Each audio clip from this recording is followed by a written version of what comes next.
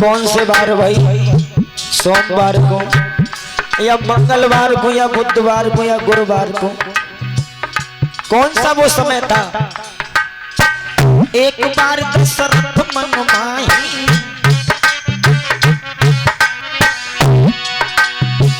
एक बार भूपति मन माही, भाया हूँ गिलानी मेरे सुत नाही।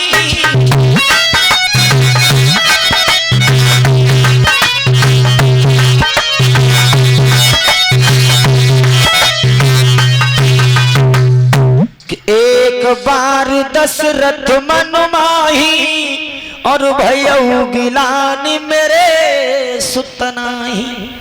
राजा दशरथ के दिमाग में एक बार झटका लगा कि मेरे घर पर कोई बेटा और बेटी नहीं है। वो कौन से बार की बात थी लोगों? एक समय राजा दशरथ जंगल में शिकार खेलने के लिए गए थे गुरुजी। तो एक हिरण का पीछा करते करते राजा दशरथ बहुत आगे निकल गए, लेकिन उस हिरण को मार नहीं पाए। तो उस हिरण ने अपनी भाषा में समझा करके राजा दशरथ से कहा था क्या कि जा राजा के सुतना होई, पास में मेरो मरण ना होई।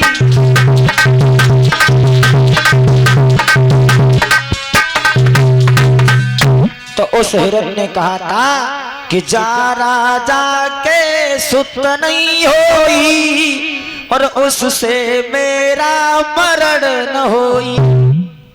जब राजा दशरथ ने ये बात सुनी तो उस दिन राजा दशरथ के दिमाग में झटका लगा था कि काश अगर मेरे एक बेटी या बेटा होता तो अब तक तो नर और नारी ही मुझे कलंकित करते थे, लेकिन अब तो पशु पक्षी भी मुझे उसी गिनती में लाने लगे।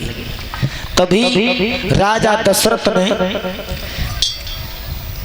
जब दिमाग में झटका लगा कि शायद एक संतान होती तो ये दिन देखने को नहीं मिलता, तो गोस्वामी तुलसीदास जी ने दूसरी चौपाई में दिया कि गुर ग्रह गए तुरंत महिपाला और चरण लाग कर विनय विशाला।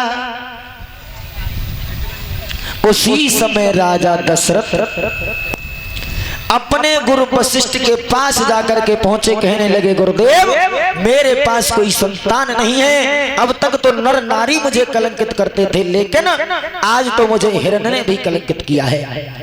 तभी गुरु वशिष्ठ ने कहा कि आप चिंता ना करो, मैं तुम्हारा जो दुख है उसे अवश्य दूर करेंगे। श्रृंगी ऋषि वशिष्ठ बुलावा पुत्र यष्टि यज्ञ रचावा। तभी गुरु वशिष्ठ ने श्रृंगी ऋषि को बुला करके एक पुत्र यष्टि यज्ञ रचवाया है। बंधु सुखदेव समझा रहे हैं, हे राजन परीक्षित, जैसे ही पुत्र यष्टि यज्ञ रचाया है, यज्ञ भगवान के द्वारा थोड़ी सी खीर प्राप्त हुई है और उस हबी को जब प्राप्त हुई है तो कहा कि आप ले जाकर के इन अपनी तीनों रानियों को खिला देना, जाओ तुम्हारे घर में संतानें अवश्य पैदा होंगी। बोल गोविंद भगवान की। इधर कैलाश पर्वत पर भूतनाथ भोले बाबा समझा रहे हैं मैया सती के लिए, हे गिरजा क्यों आए भगवान श्री राम इस धराधाम पर? भगवान के जन्म लेने का क्या कारण था? तो भगवान राम के जन्म लेने का एक नहीं बल्कि अनेकों कारण थे। ध्यान देंगे यहाँ पर 2 से पहले 3 का मतलब है कि राम जन्म के हेत अनेका परम विचित्र एकते एका। भगवान राम के जन्म लेने के अवध नगरिया में एक नहीं बल्कि अनेकों कारण थे। सुखदेव समझा रहे हैं, हे राजन परीक्षित, द्वारपाल हर के प्रिय दो जय और विजय जान सबको। भोले बाबा ने समझाया, हे गिरजा एक बार तो भगवान के लिए ब्रह्मा पुत्र नारद ने भी श्राप दिया था। मैया गिरजा बोली, भोले बाबा एक बात समझ में नहीं आई, नारद तो भगवान के बहुत बड़े अपार भक्त थे, लेकिन नारद ने भगवान के लिए श्राप किस कारण से दिया? उसी समय भोले बाबा ने समझाया कि हे गिरिजा, एक समय की बात थी कि ब्रह्मा पुत्र नारद भगवान के भजन करने के लिए हिमगिर की चोटी पर एक सुंदर सी गुफा में पहुंचे और इन्होंने इतना बड़ा तप किया, इतना बड़ा तप किया कि कामदेव को जीत लिया। और जब तुम्हें पता है कि अगर काऊ इंसान को उसने कभी 100 रुपए नहीं देखे और उसे अगर 10,000 रुपए मिल जाए गुरुजी तो उछलता फिरता है। कहा भी जाता है नंगा को मिल जाए पीतर के बाहर रखें के भीतर। नारद को भाई हिसाब हो, जब नारद ने कामदेव को जीता अब तो नारद के लिए अहंकार हो गया लोगों, और अहंकारम सर्वनास्ते, अहंकार के वृक्ष पर सदा नाश का ही फल आएगा। भाई हेलो हेलो हेलो रिपीट बनाओ, हेलो राधे श्री राधे, हेलो चौक पे से ई को बढ़ा देना, ई को बढ़ा दो ग्राउंड चौक पे। हेलो राधे श्री राधे, टूट रही है एकदम। हेलो चैम्बर बड़ा थोड़ा। हेलो सुखदेव समझा रहे हैं हे राजन परीक्षित। उसी समय ब्रह्मा पुत्र नारद वहां से चले और कैलाश पर्वत पर जाकर भोले बाबा के पास पहुंच गए।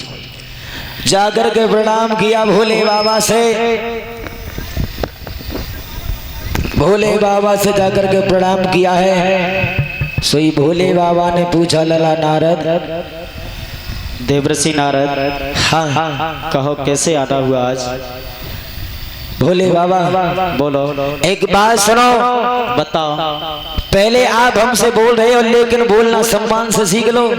क्यों, इसमें गलत क्या कह दिया? तुम्हें नहीं पता है क्या? पहले तो हमसे सम्मान से बोलना सीखो। अरे देवर्षि नारद, नारद उन्हें बोल रहे, नारद के ऊपर बारे बोल रहे क्योंकि उन्हें अहंकार था। बोलिए नारद जी, बोलिए कैसे? भोले बाबा तुम्हें मालूम होना चाहिए आज तक हमने जो काम किया है आज तक कोई देवता कर नहीं पाया। ऐसा कौन सा काम कर दिया देवर्षि नारद? हमने कामदेव के ऊपर विजय को पा लिया है। देवर्षि नारद, ये तो बहुत सुंदर कार्य किया है आपने कि आपने कामदेव को जीत लिया। आज तक किसी देवता ने कामदेव को नहीं जीत पाया। कहना क्या लेकिन चाहते हो? कहना हमारा यह है क्या? कि ये बात तुमने हमसे कह दी, लेकिन जाकर के कहीं ब्रह्मा जी से मत कह। क्यों नहीं कहेंगे, जरूर कहेंगे, इसी वक्त कहेंगे। हमने कोई चोरी थोड़ी की, अपनी तपस्या के बल से जीता है। ठीक है, जैसी तुम्हारी मर्जी।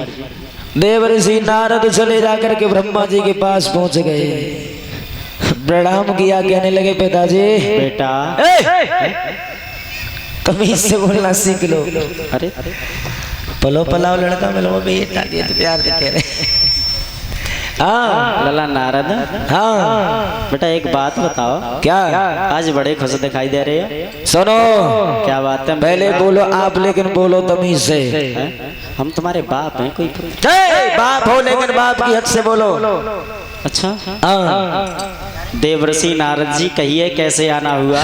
अब हुई ना बात। अच्छा, तुम्हें मालूम है हमने क्या काम किया है? क्या काम करो लला? आज तक हमने वो काम किया कोई देवता नहीं कर पाया। कोई देवता नहीं कर पाया जी।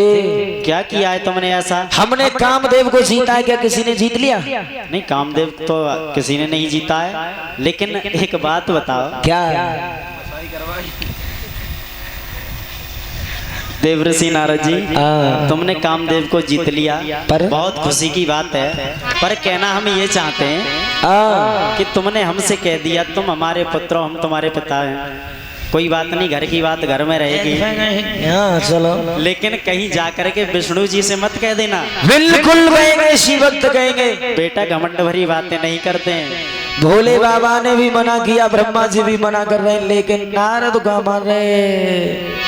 और लला पे बना कि शंकर ने पहले मना किया और नारद ने न कोई ध्यान दिया।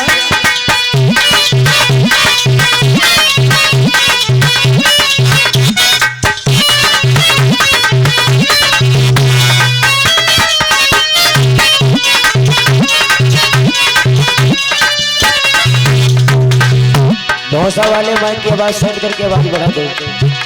शंकर ने पहले मना किया, न कोई ध्यान दिया, नहीं समझ सके नारायण को, इतनो भारी अभिमान किया।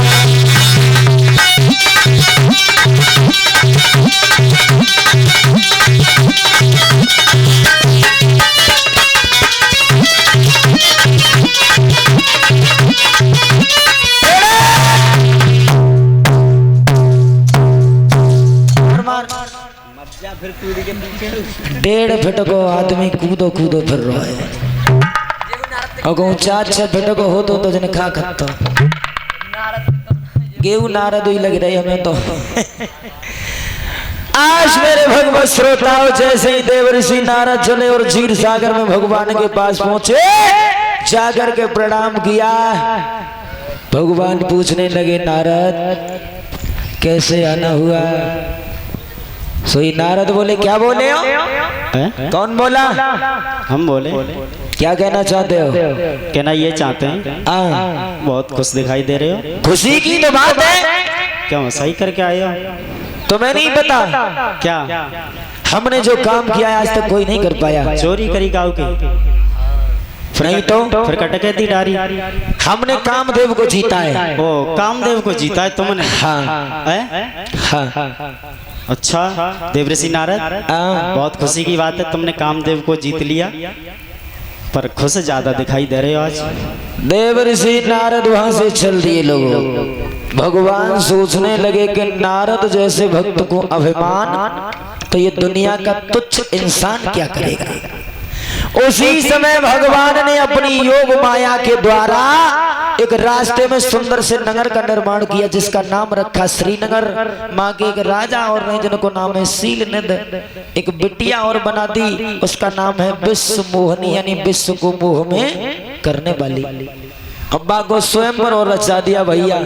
जब नारद ने वहां पर भारी भीड़ देखी, सोई पहरेदार ने बोले, ओए पहरेदार, क्या है बाबा, यहाँ क्या हो रहा है? ये भारी भीड़ कैसे बैठी है? तुम्हें नहीं मालूम महात्मा जी? नहीं, हमें नहीं पता। तुम्हें नहीं मालूम? नहीं। यहाँ स्वयंवर हो रहा है। भाई ये स्वयंवर क्या होता है? स्वयंवर तुम नहीं जानते? नहीं। नहीं जानते? नहीं। ये स्वयंवर पता है क्या है? क्या? स्वयंवर वह होता है कि जो कन्या अपने वर के लिए स्वयं चुनती है, उसे स्वयंवर कहते हैं, लेकिन आज इसे लव मैरिज के नाम से जानते हैं। अच्छा, तो एक बात बताओ, हमें दिखा सकते हो स्वयंवर क्या होता है? भाई कोई भी जा सकता है स्वयंवर में। तो सोई देवर्षि नारद पहुंचे वहां स्वयंवर में। राजा शीलनिध ने देखा देवर्षि नारद को, क्योंकि भगवान की ये सब माया थी लोगों। सोई शीलनिध ने क्या काम किया? देवर्षि नारद से बोले, गुरुदेव आइए, बड़ा सौभाग्य जो आपका दर्शन हुआ। एक काम करो, हमारी बेटी है विश्व मोहनी, आप उसकी हस्तरेखा देख करके बताओ कि उसकी जो शादी होगी वो आखिरकार लड़का कैसा होगा। लली, हाथ दिखाइए बेटा, सीधो हाथ दिखाए, जल्दी जल्दी करता भैया। महाराज ये बिटिया तो बड़ी भाग्यवान है आपकी। सही देवर्षि नारद ने वह बिटिया की हस्तरेखा देखी तो गोस्वामी तुलसीदास फिर लिख रहे रामचरितमानस में, क्या तो लिखते ही रहेंगे, खिंचो यही बाराइया मारा सोई हो।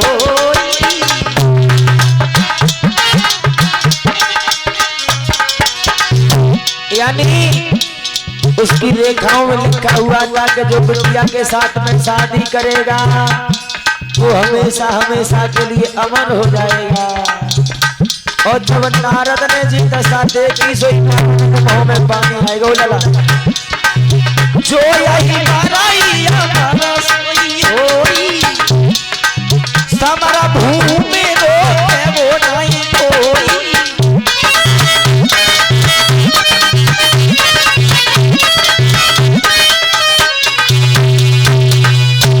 कि जो यही बरई अमर सोई होई, और समर भूमि रोके नहीं कोई। नारद ने जब ये दशा देखी, सोई नारद बोले इसके साथ में तो शादी हमें ही करनी चाहिए, क्योंकि भगवान की ये सब योग माया थी। लोग सही देवर्षि नारद स्वयंवर मंडप से बाहर आए, भगवान की स्तुति करने लगे और कहने लगे, प्रभु आप हमें हरि रूप दे दो, हरि रूप। अब जय माने में नारद को कहे, हरि संस्कृत में बंदर को कहते। नारद तो जय सोच रहे कि हम हरि को रूप मांग रहे हैं तो हरि भगवान हमें अपन रूप भेज देंगे। जैसे ही उन्होंने हरि रूप मांगो सो भगवान ने दे दिया बंदर का रूप। अब देवर्षि नारद कूदे कूदे फिरे लला, स्वयंवर मंडप में आ गए। विश्व मोहनी पर माला लिए खड़ी है। जिस गली में विश्व मोहनी जाते देवर्षि नारद आगे पहुंच जाते। देवर्षि नारद जब आगे पहुंचते सोई विश्व मोहनी माय गली छोड़ के दूसरी पहुंच जाते कि यहाँ में तो बंदर आगे बढ़ गो। दूसरी में विश्व मोहनी जाते, फिर नारद पहुंच जाता। मौका पा करके विश्व मोहनी ने बीच राजकुमारों में विष्णु भगवान बैठे थे। मौका पा करके विश्व मोहनी ने विष्णु भगवान के गर्दन में माला को डाल दिया। बोल गोविंद भगवान की। जब विश्व मोहनी ने माला डाली सोई नारद द्वारपाल से बोले, क्या है? इसे कोई समझाने वाला नहीं है? क्यों? इस लड़की को दिखाई नहीं देता, इसे ये भी नहीं मालूम शादी किसके साथ करनी चाहिए। एक बात बताओ, तुमने अपने चेहरा को कभी दर्पण में देखा है? अभी थोड़ी देर पहले देखा था। नहीं तो अब देख के आना दोबारा, बंदर जैसी शक्ल हो रही है। देवर्षि नारद जब मंडप से बाहर आए और पानी में झांक के देखा, जब बंदर को चेहरा देखो सो नारद को गुस्सा आ गया। सुखदेव समझा रहे हैं, हे नारद, हे राजन परीक्षित, तो उस समय पर देवर्षि नारद ने भगवान को श्राप दिया था कि हे विष्णु जा, तूने मुझे ये बंदर का चेहरा बुरा समझ करके दिया है, आने वाले युग में यही बंदर तेरे काम आएंगे। बोल गोविंद भगवान की। तो एक पहला मतलब गुरुजी ये था, 2 से पहले 3 का, अभी 2 मतलब और बता के दूंगा तुम्हें इस कथा में। लेकिन मैंने तो एक बात सोची है, क्या फिल्मी लाइन वालों ने एक गाना गाया, उसके ऊपर लिखा कृपाल ने,